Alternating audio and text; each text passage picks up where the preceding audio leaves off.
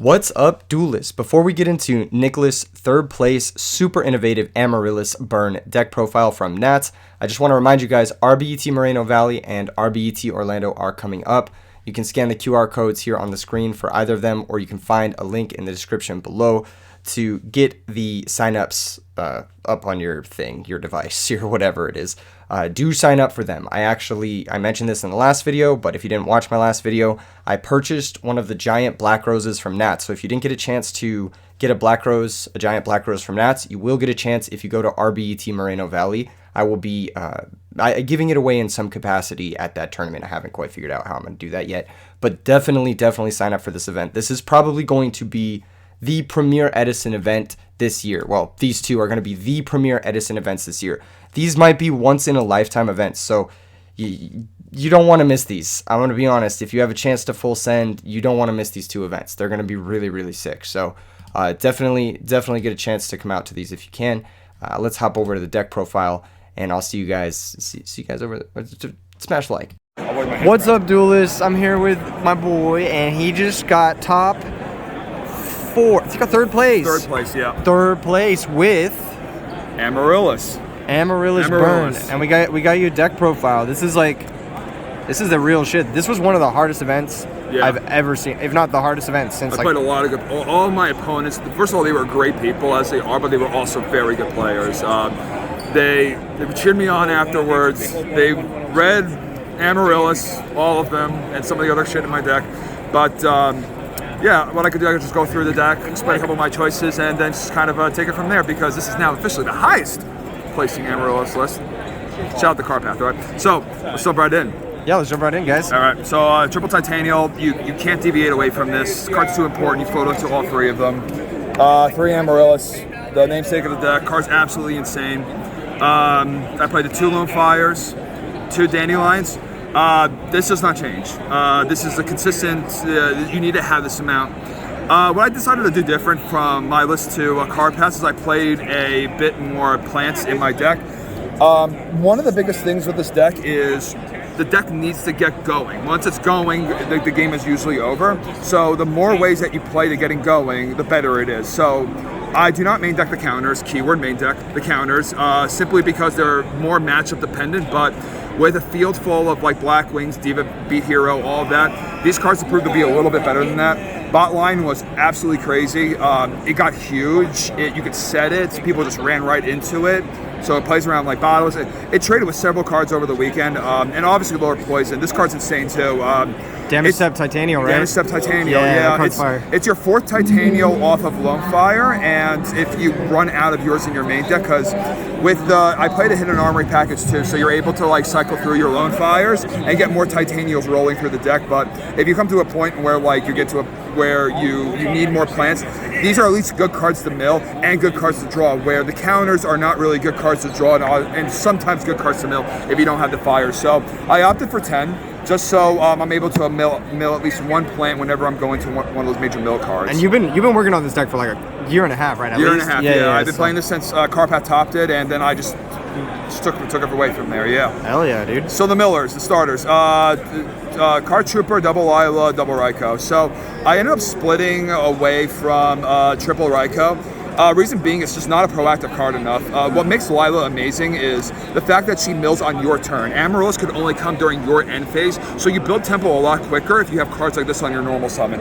Also, if you have Wing Blast in the back row to be able to protect this, not only do you get an additional mill 3 in the following turn, but they can't place back row, and usually if you have a good enough hand, you can push through a whole ton of damage, and if you can't kill them, the Amaryllis are going to kill you for you. So that's kind of why I made this little change right here. I think this card is also a little bit better going first, but the problem was I didn't want to just draw cards that are just passive. Passive cards don't like win you the game, you gotta win the game. So that's why I opted to go with a little bit more millers in this regard, and it honestly like worked out a lot. Lila baited out bottomless, and the best thing is when it gets bottomless and you have DDR to get it right back and you kill another card anyway, and then get the mill 3 right afterwards. Very important to get your mills going, because that's what's going to build your tempo and get to the mid game, which you will not lose. Yeah, literally, once you get to that point, it's like just setting up checkmate with Amaryllis. Usually the game is over there. Exactly. Plague One Critter. Critter's great, so he searches Lone Fire. That's a card in the deck. Necrogarna Plague. Great mill cards overall.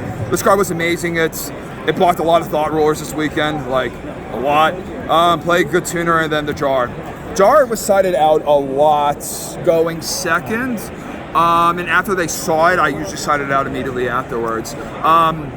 This card's amazing. I mean, you could set T-set, they think it's a Raikou, and then you set the rest of your hand in the following turn after protecting it, and you go +5. So that's why we play Morphing Jar. Hell yeah, dude. That card's insane. Especially in like these burn decks, you just reload and you're good to go.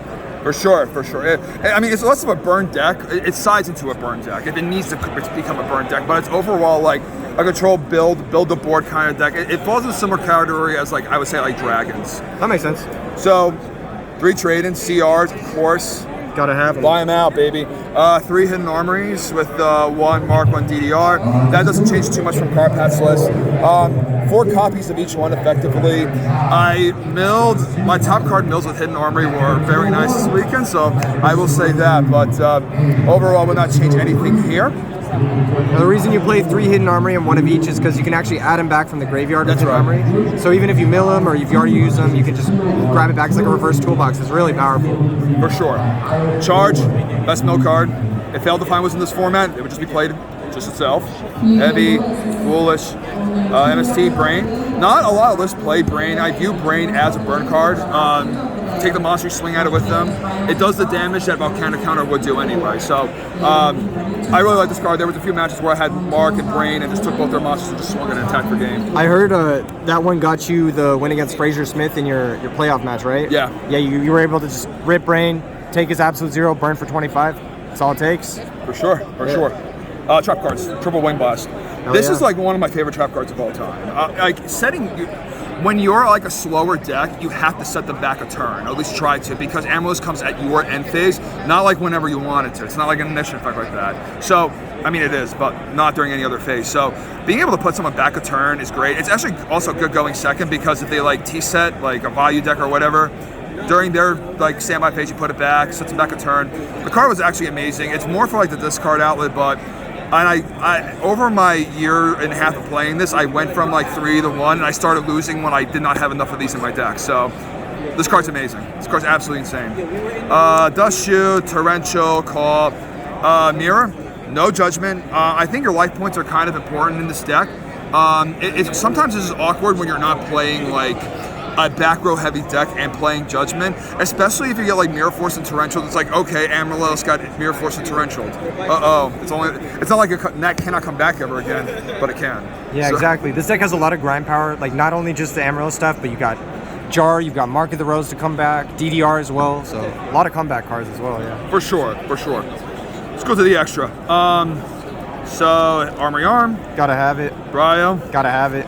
Tempest Magician, you can make it with Plague and Lila. It won my top 4. Card was insane. Card is so sick. Insane, but I only summoned them twice the entire time I played it, so you can get away with not playing it. Android Catastor, AFD, BRD, Thought Ruler, Colossal, Red Men, Stardust. Dark End, you don't play any non-dark monsters, but often you could like Brain Control or take a like a Caius or a Chaos Sorcerer with Plague and make this and add another card. It happens a lot. It's like the best aggro in the format. What could he say? Goyo, and where the fuck is my other super spicy card? There he is. Queen of Thorns. So what this card does, it's essentially like Chain Energy, but for like non-plant, normal summons and special summons. I figured out about this like a couple of days ago, honestly. I've never summoned him or dropped him, so I don't know whether this is good or not, but in theory, like if you get to like a point in the game where their life is low enough and you're rolling on Amaryllises and they need their normal summon, like this thing could potentially do something about that, but it's relatively untested. And then Chimera Tech for the Dragons. Of course. I could totally see Queen of Thorns coming up against like Blackwings or something, for sure. Yeah. So yeah, you can summon your whole field, you're just gonna pay 4,000 doing it. Exactly. Whatever. Alright, cool. So the side deck. This is where the sauce is, right? Yeah, exactly. So, like I said earlier, like this deck was more built to beat like some of the more mid-range aggro decks that are not like the heavy combo decks, but because the combo decks are unfair. But we got to side on our unfair option. Burial, this comes in every single game because they side in DD Crow, so it's not like good enough when you don't have counters in the main deck, but like post side, it's like really good because they have like, they think they're cute with the what the hell is that card's name? Soul Release or DD Crows or whatever. And then it's a quick play, so you can do it on your end phase, which is very nice. And then like this. So beside the counters. So basically, Counter, we all know what this card does. It's very good against like the other degenerate decks in the format, right? So I would typically side this package against Frogs, Dragons, Lightsworns, anything that like gets their graveyard full before like anything else. So I cannot like justify just putting counters into the main deck like willy-nilly because they don't do anything in your hand. The card quality of them is very low in your hand. It's a lot more in your graveyard, especially when you have fires. So what I end up doing instead of like DD Crows is I put in Comedians. Comedian was crazy. So essentially what this card does is you toss a coin, you call it right, you banish their whole graveyard, and they call it wrong. You mill cards from the top of your deck to your graveyard up to the number of cards in their graveyard. So with Frogs, they put their whole a fourth of their deck into the graveyard. You flip this, you either banish it or you mill 11 cards. Which includes like these. Or Dandelion, or Plague, or Necro, or whatever, a whole bunch of stuff. Exactly. Same with like the Chrysia Sworn deck. Like I didn't play against that today, but the idea is like hold this, they mill their whole deck, and then after that either you banish their whole deck and win the game, or you mill enough of these where you can just start crashing into JDs and just like win the game for no fucking reason. So I actually expect we're going to see a lot more of this card, especially with the popularity of like Dragon Turbo right now. And for stuff. sure. Yeah. And then I think the other interesting piece is card destruction in the side deck. Again, you don't want to like the card quality gets lower when you side these in, so that's important. Also, it helps out with feeding Comedian because it puts more cards from their hand into the graveyard, meaning you can either get more mills or potentially wiping a lot more monsters out of their banished pile. So huge sideboard package. That's really sick. That's actually super tight. So, but like I said, it's not good against everything. Sidras, I sided one going second usually most against like the more aggro decks, but it was there. LV against like Frogs and some of the combo decks. Bottomless because Black Wings is a rough time. Magic Cylinder because Black Wings. This card was amazing. This card was really good, but the moment that your opponent sees it, whether you mill it or use it, you have to side out the following game. And then my floodgates of choice, because my theory on side decking in this format is what floodgates could you best support, and it's the Korean skill drain. So the skill drain is more for the combo decks, the Korean is more for the back row heavy decks, so it covers the spread very nicely. Obviously the Korean Titanium means you'll just win the game against most of those type of decks anyway. They can't gem spark you, any of that. Skill drain, this card was insane. Funny story about this, my girlfriend went to buy me a gift for for Christmas last year, and she bought me the top 5 cards that were bought in that. Like she Googled that, and that came up on the TCG Player. This was one of them, and I saw it when I needed to see it. So love you, baby. Shout out your girlfriend. Shout out to my girlfriend. All right, base, dude. But that's the deck. Any last thoughts? Any last things you want to say to the people? Anything you want to plug while you're here? Sure.